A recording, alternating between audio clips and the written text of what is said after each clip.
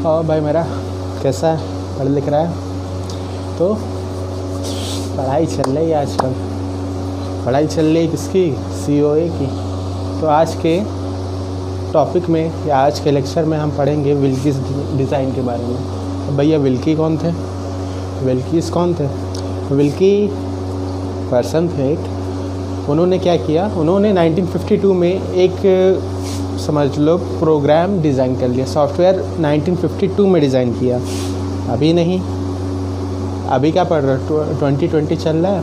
10 साल पहले नहीं, 20 साल पहले नहीं, 1980s में नहीं, 1952 में ही ये जो पूरा सर्किट है, सर्किट नहीं पूरा जो सॉफ्टवेयर है यही डिज़ाइन कर लिया। सोचो 1952 में ये डिज़ाइन हो गया, पढ़ा हम 2020 में रहे, मतलब कुछ ना कुछ बात तो होगी इसमें, कुछ ना कुछ बात तो होगी, तभी तो ये सब पढ़ रहे हैं ना। तो ये सब क्यों पढ़ रहे हैं? लास्ट लेक्चर में हमने क्या पढ़ा? Hardwired control unit. Hardwired control unit में क्या होता है? हार्डवायर्ड कंट्रोल यूनिट में हम क्या देते हैं? ट्रिगर्स देते हैं। और ट्रिगर क्या करता है? ट्रिगर क्या करते हैं? ट्रिगर कंट्रोल सिग्नल्स को रिलीज़ करते हैं ना, डिलेस के बाद। तो जैसे अब कोई भी हम माइक्रो प्रोसेसर बनाएंगे या प्रोसेसर बनाएंगे तो एक बार में तो बनता नहीं है। अब जो हार्डवायर था उसमें एक बार हमने सर्किट लगा दिया कि जहाँ पे वॉल्यूम अप का है वहाँ पे वॉल्यूम अप है, जहाँ डाउन है वहाँ डाउन है, मतलब पूरा एक बार जब सर्किट बन गया तो उसको रिप्लेस करने का तो कोई मतलब नहीं है ना। कैसे रिप्लेस करोगे? उसके लिए एक एक ट्रांजिस्टर को हटाना पड़ेगा, ये हटाना पड़ेगा, वो हटाना पड़ेगा। लेकिन आज के जो हम कंप्यूटर्स होते हैं हमारे पास, आज के जो कंप्यूटर्स होते हैं उसमें मिलियन छोड़ो बिलियंस ऑफ ट्रांजिस्टर होते हैं। अब एक एक को हटाने को बैठोगे, एक एक हटाने को बैठोगे तो कितना टाइम लग जाएगा? एक एक हटाओगे कितना टाइम लगेगा? तो सोचो ऐसा क्या सिस्टम हो कि कुछ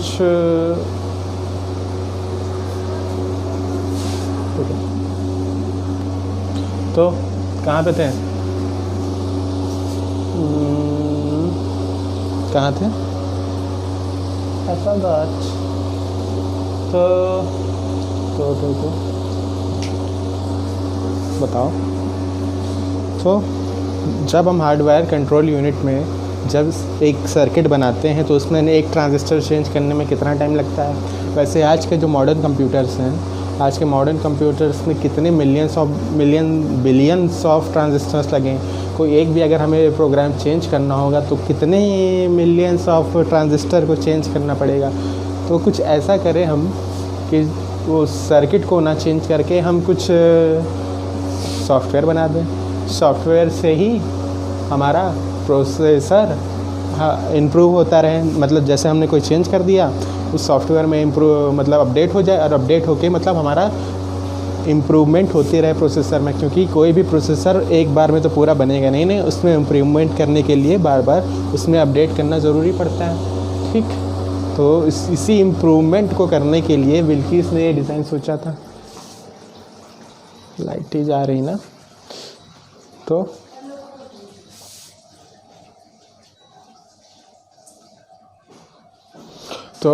इसी क्या कहते हैं, इसी प्रॉब्लम को फेस करने के लिए विल्की ने एक डिज़ाइन सोचा। तो भैया कहाँ थे? हार्डवायर्ड कंट्रोल यूनिट पे थे। हार्डवायर्ड कंट्रोल यूनिट में जब तुम एक सर्किट को डिज़ाइन कर देते हो, जब एक सर्किट को डिज़ाइन देते हो तो उसके ट्रांजिस्टर्स को यानी उसके सर्किट को चेंज करने में बहुत ज़्यादा मेहनत लगती है। लेकिन जब तुम एक सॉफ्टवेयर बना देते हो तो जस्ट तुम टाइप करोगे और जैसे ही टाइप करोगे तो तुम्हारा इस सर्किट में चेंज हो जाएगा, और मतलब तुम्हें इतने ज़्यादा सर्किट्स को फिर चेंज नहीं करना पड़ेगा। इसीलिए विल्की ने ये डिज़ाइन प्रपोज़ किया, और इसी डिज़ाइन के बेसिस पे हमारा आज का जो पूरा चल रहा है प्रोसेसर, मतलब बेसिस यही था, बस उसमें थोड़ा सा चेंज किया गया और समझ लो पूरा डिज़ाइन अभी तक चल रहा है। सोचो 1952 में बंदे ने क्या किया, 1952 में बंदे ने प्रपोज़ किया था मेथड, और अभी तक ये मेथड चल रहा है।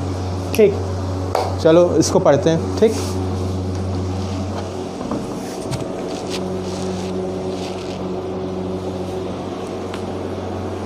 तो पढ़ें तो कहाँ से चालू करते हैं? सबसे पहले प्रोग्राम से। ठीक, एक प्रोग्राम जैसे समझ लो तुम मेमोरी हो, मैं प्रोसेसर हूँ। ठीक, तुम्हारे पास क्या है? प्रोग्राम है। मैंने तुमसे मांगा क्या? प्रोग्राम। तुमने क्या दिया? इंस्ट्रक्शन। प्रोग्राम के देगा इंस्ट्रक्शन, तुमने मुझे दिया इंस्ट्रक्शन। इंस्ट्रक्शन मेरे पास आया तो उस इंस्ट्रक्शन में कुछ ऑप कोड होगा। ऑप कोड यानी जो मुझे ऑपरेशन करना है उसका कोई कोड होगा ना। ठीक, उस ऑपरेशन में इंस्ट्रक्शन होगा। और इंस्ट्रक्शन किससे क्या पढ़ा था? इंस्ट्रक्शन किसके बेसिस पे चलता है? माइक्रो ऑपरेशंस पे। जो इंस्ट्रक्शन वर्क करेंगे माइक्रो ऑपरेशंस के बेसिस पे वर्क करेंगे ना। इंस्ट्रक्शंस को पूरा होने के लिए माइक्रो ऑपरेशंस की ज़रूरत है। और ये माइक्रो ऑपरेशंस कौन करेगा? कब होगा? माइक्रो ऑपरेशन तब होगा जब क्या होगा? जब कंट्रोल सिग्नल्स रिलीज़ होंगे ना। और जब कंट्रोल सिग्नल्स कब रिलीज़ होंगे? कंट्रोल सिग्नल्स कब रिलीज़ होंगे? जो लास्ट क्लास में पढ़ा था ना, वही। तो कंट्रोल सिग्नल्स जब रिलीज़ होंगे तो तुम्हारा माइक्रो ऑपरेशन कंप्लीट होगा। और माइक्रो ऑपरेशन कंप्लीट होने के लिए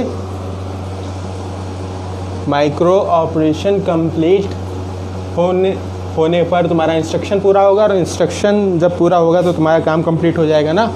ठीक, तो ये सब तो था तुम्हारा हार्डवेयर का। लेकिन जब विल्की ने ये डिज़ाइन प्रपोज किया तो उसने ये कहा कि ये जो कंट्रोल सिग्नल्स है इसको हटा दीजिए। ये कंट्रोल सिग्नल चाहिए तो, लेकिन यहाँ पे इसकी जगह कंट्रोल सिग्नल्स को प्रोड्यूस करने के लिए हम यूज़ करते हैं किसका? माइक्रो इंस्ट्रक्शंस का। अब ये माइक्रो इंस्ट्रक्शन कौन सी चिड़िया है? माइक्रो इंस्ट्रक्शन कौन सी चिड़िया आ गई भैया? अभी तक तो इंस्ट्रक्शन था। अब देखो, program contains a set of instruction. Instruction को पूरा होने के लिए माइक्रो ऑपरेशंस की ज़रूरत होती है। और वो जो माइक्रो ऑपरेशंस होते हैं वो कंट्रोल सिग्नल के बेसिस पे कंप्लीट होते हैं। लेकिन यहाँ पे माइक्रो ऑपरेशंस को पूरा होने के लिए हमने क्या कर दिया? एक माइक्रो इंस्ट्रक्शन लगा दिया। और माइक्रो ऑपरेशंस को पूरा होने के लिए माइक्रो इंस्ट्रक्शन की ज़रूरत पड़ने लगी। मतलब विल्के के हिसाब से कि माइक्रो ऑपरेशंस को पूरा होने के लिए माइक्रो इंस्ट्रक्शंस की ज़रूरत होने लगी। और इंस्ट्रक्शन जैसे समझ लो, ये तुम क्या हो? तुम मेमोरी थे ना। तुम्हारे प्रोग्राम ने मुझे इंस्ट्रक्शन दिया कि ऐड द नंबर, ऐड ना। अगर मुझे ऐड करना है तो ऐड का एक ऑप कोड होगा। ऑप कोड वो जाएगा, वो ढूंढेगा। उसको पूरा होने के लिए किसकी ज़रूरत है? माइक्रो ऑपरेशंस की। और माइक्रो ऑपरेशंस के लिए ये जो माइक्रो इंस्ट्रक्शन है ये हर एक इंस्ट्रक्शन के लिए अलग होता है। जैसे यहाँ ऐड के लिए अलग हो गया, ऐड के लिए अलग, सबट्रैक्ट के लिए अलग, डिवीज़न मल्टीप्लिकेशन सब के लिए अलग होता है। ठीक, ये डिवीज़न हो गया। और ये सब कहाँ पाया जाएगा? ये सब जो है, ये जो माइक्रो इंस्ट्रक्शंस हैं ये स्टोर होता है कंट्रोल मेमोरी में। कंट्रोल मेमोरी में। ठीक, और ये कंट्रोल मेमोरी कहाँ पाई जाती है? कंट्रोल मेमोरी पाई जाती है कंट्रोल यूनिट के अंदर। और कंट्रोल यूनिट कहाँ है? प्रोसेसर के अंदर। यानी प्रोसेसर के अंदर कंट्रोल यूनिट और कंट्रोल यूनिट के अंदर कंट्रोल मेमोरी। उस कंट्रोल मेमोरी में क्या क्या स्टोर होता है? ऑप कोड यानी माइक्रो इंस्ट्रक्शंस स्टोर होते हैं। यानी जब कभी भी ऐड का इंस्ट्रक्शन आएगा तो हमें ऐड के लिए क्या क्या करना पड़ेगा, वो ये सब स्टोर करता है। अब ये जो इंस्ट्रक्शन होंगे, ये सिंगल इंस्ट्रक्शन तो होगा नहीं। जैसे ये ऐड का इंस्ट्रक्शन है, ऐड का माइक्रो इंस्ट्रक्शन है, तो ये खाली सिंगल इंस्ट्रक्शन तो होगा नहीं। ये then this will be the set of certain instructions, certain micro instruction का सेट होगा। और इसी जो सेट को, ये जो माइक्रो इंस्ट्रक्शन का सेट है, इसको हम कहते हैं माइक्रो प्रोग्राम। ठीक, ये क्या है? Micro program for the instruction. जैसे ऐड है, ऐड तुम्हारा इंस्ट्रक्शन है, तो ये जो पूरा ऐड कैसे करेंगे, तो this will be the micro program for the instruction. समझ में आया? यहाँ तक क्लियर है? फिर से, program is a set of instructions. Instructions को पूरा होने के लिए माइक्रो ऑपरेशंस की ज़रूरत होती है। माइक्रो ऑपरेशंस को पूरा होने के लिए कंट्रोल सिग्नल्स की ज़रूरत होती है, और यहाँ पे कंट्रोल सिग्नल्स की जगह विल्की ने प्रपोज़ किया कि हम माइक्रो इंस्ट्रक्शंस ले लेते हैं, क्योंकि सॉफ्टवेयर हमें बनाना था तो माइक्रो इंस्ट्रक्शन ले लिया। माइक्रो इंस्ट्रक्शन सारे स्टोर होते हैं कंट्रोल मेमोरी में, और कंट्रोल मेमोरी में अलग जो इंस्ट्रक्शन स्टोर होते हैं वो सिंगल इंस्ट्रक्शन तो होता नहीं, those will be the set of instructions, those will be the set of instructions. और ये जो सेट हैं इसको हम कहते हैं micro program for the given instruction. ठीक, micro program for the given instruction. भैया 15-20 मिनट इस यहाँ पे ध्यान दे दो और कहीं पे ध्यान ना देना। इंपॉर्टेंट क्वेश्चन है 10 नंबर का, ये पूरा वर्किंग समझनी पड़ेगी तभी ये क्वेश्चन पूरा आगे का लगेगा, और एक बार जब समझ गए तो जब एग्ज़ाम में लिखोगे तो चेहरे पे हंसी रहेगी। तो 10-15 मिनट कहीं और ध्यान ना लगाओ, सीधा यहाँ देखो। प्रोग्राम एक घर हो गया, प्रोग्राम के अंदर इंस्ट्रक्शंस हो गए। इंस्ट्रक्शन बताओ देख के, इंस्ट्रक्शंस को पूरा होने के लिए किसकी ज़रूरत है? इंस्ट्रक्शंस को पूरा होने के लिए माइक्रो ऑपरेशंस की ज़रूरत है। माइक्रो ऑपरेशंस को पूरा होने के लिए कंट्रोल सिग्नल्स चाहिए। अब कंट्रोल सिग्नल रिलीज़ करने के लिए हमने सर्किट्स को छोड़ के यहाँ पे हमने माइक्रो इंस्ट्रक्शंस की ज़रूरत, माइक्रो इंस्ट्रक्शंस का यूज़ किया। और माइक्रो इंस्ट्रक्शन कहाँ स्टोर होते हैं? कंट्रोल मेमोरी के अंदर। और कंट्रोल मेमोरी के अंदर ये जो माइक्रो इंस्ट्रक्शंस स्टोर होते हैं वो सिंगल तो होता नहीं, those will be the sets. और इन्हीं ये जो सेट हैं, ये जो पूरा एक सेट है माइक्रो इंस्ट्रक्शन का, जैसे समझ लो ये माइक्रो इंस्ट्रक्शन ऑफ ऐड है, ये पूरा सेट, इसको हम कहेंगे micro program for the given instruction. ठीक, अब जब तुम क्या थे? तुम मेमोरी थे,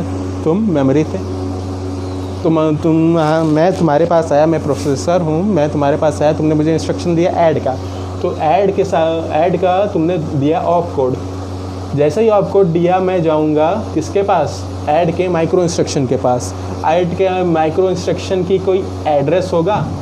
ये जो ऐड का जो माइक्रो इंस्ट्रक्शन है इसका कोई एक फ़िक्स एड्रेस होगा।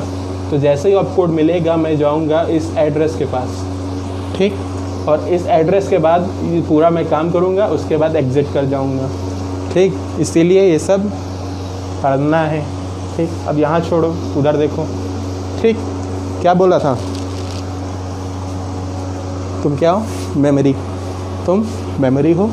तुमसे मैंने क्या लिया? इंस्ट्रक्शन। इंस्ट्रक्शन कहाँ स्टोर होता है? इंस्ट्रक्शन रजिस्टर में। इंस्ट्रक्शन रजिस्टर में क्या स्टोर है? Address of the first micro instruction. यानी इस इंस्ट्रक्शन रजिस्टर में मुझे क्या मिला? ऑप कोड मिला, और ऑप कोड के पास क्या जानकारी है? Address of the first micro instruction की। ये एड्रेस, ये जो माइक्रो इंस्ट्रक्शन है इसका एड्रेस कहाँ है? ठीक, तो मैंने तुमसे लिया इंस्ट्रक्शन IR में था। IR में था क्या? IR में क्या है? माइक्रो इंस्ट्रक्शन निकलेगा, इसमें आएगा, किस में आएगा? CMAR क्या? MAR पढ़ा था लास्ट क्लास, उसमें CMAR क्या था? MAR क्या था? Memory address register. तो यहाँ क्या हो जाएगा? कंट्रोल मेमोरी एड्रेस रजिस्टर, वो भेजेगा डिकोडर में अपने सिग्नल्स रिलीज़ करेगा। यानी ये कोई सर्किट नहीं है, ये सॉफ्टवेयर है। ये सर्किट ना समझ लेना, रटते तो सब है, कॉपी से रटोगे उनको लगेगा ये सब पूरा सर्किट है, पूरा सर्किट बना है इधर से उधर से, ऐसा कुछ नहीं है। ये सॉफ्टवेयर है, this is a pure software. ये बस समझने का तरीका है। तो यहाँ पे जैसे समझ लो तुमने CMR से दिया 000, यानी कि तुम्हारा 0 वाला एक्टिवेट हो गया, और 0 वाले एक्टिवेट पे जब एक्टिवेट होगा तो ये कंट्रोल सिग्नल्स रिलीज़ करेगा। जैसे समझ लो 0 पे आए, 0 पे कौन कौन रिलीज़ हुआ? एक C1 रिलीज़ हुआ, एक C3 रिलीज़ हुआ, और एक C5 रिलीज़ हुआ। यानी कि C1, C3 और C5 ये तीनों रिलीज़ हुए। अब इसको बाइनरी में कन्वर्ट करते हैं, तो जहाँ पे रिलीज़ हुआ वहाँ पे 1 हो जाएगा, बाकी 0। तो 0 0 1 0 1 0 1 0। ठीक, ये तुम्हारा आ गया इसका बाइनरी रिजल्ट 1 2 3 4 1 2 3 4। ठीक, अब इसको हेक्साडेसिमल में कन्वर्ट करते हैं। ये किसका है? पता करो। 8 4 2 1। ठीक, 8 2 10 माने बी होता है ना, कंफर्म कर लेना। कंफर्म कर लेना, गलत हो तो बताना कमेंट में। और यहाँ 1 2, ठीक, तो यानी 2b, यानी कि जब हमने ज़ीरो दिया, जब हमारे पास ज़ीरो था तो उसका कंट्रोल सिग्नल क्या मिला, 2b ना, 2b मिला। अब जब 1 होगा तो क्या आएगा, ऐसे ही निकालेंगे, 1 का कुछ होगा, 2 का कुछ होगा, यानी हर एक सेट का, हर एक इसका अलग अलग कंट्रोल सिग्नल्स होंगे, ठीक। और इसे कहते हैं हम क्या, कंट्रोल फील्ड। क्या कहते हैं, कंट्रोल फील्ड। अब कंट्रोल फील्ड ये सब कहाँ स्टोर होता है, कंट्रोल मेमोरी के अंदर। कंट्रोल मेमोरी कहाँ होती है, कंट्रोल मेमोरी होती है प्रोसेसर के अंदर, प्रोसेसर के अंदर कंट्रोल यूनिट, कंट्रोल यूनिट के अंदर कंट्रोल मेमोरी, ठीक। तो हम फिर से स्टार्ट करते हैं। जब हमारे पास एड्रेस था, जब तुमने मुझे इंस्ट्रक्शन दिया, इंस्ट्रक्शन के अंदर क्या था, इंस्ट्रक्शन के अंदर था ऑप कोड। ऑप कोड क्या स्टोर करता है, address of the first, address of the first micro instruction ना, address of the first micro instruction. वो IR में स्टोर होगा, IR से स्टोर होके वो CMAR में आएगा, CMAR से डिकोडर में जाएगा, डिकोडर में जैसे 000 आया तो उसने फर्स्ट इंस्ट्रक्शन रिलीज़ किया, वो इसके क्या, उसके अकॉर्डिंग अपने कंट्रोल सिग्नल्स रिलीज़ करेगा। वो बाइनरी फॉर्म में आएगा, मतलब 0 पे हमारा कुछ कंट्रोल सिग्नल, इस टाइम पे ये कंट्रोल सिग्नल मिलेगा, ठीक। इतना पार्ट समझ में आया। तो ये कंट्रोल फील्ड थी। अब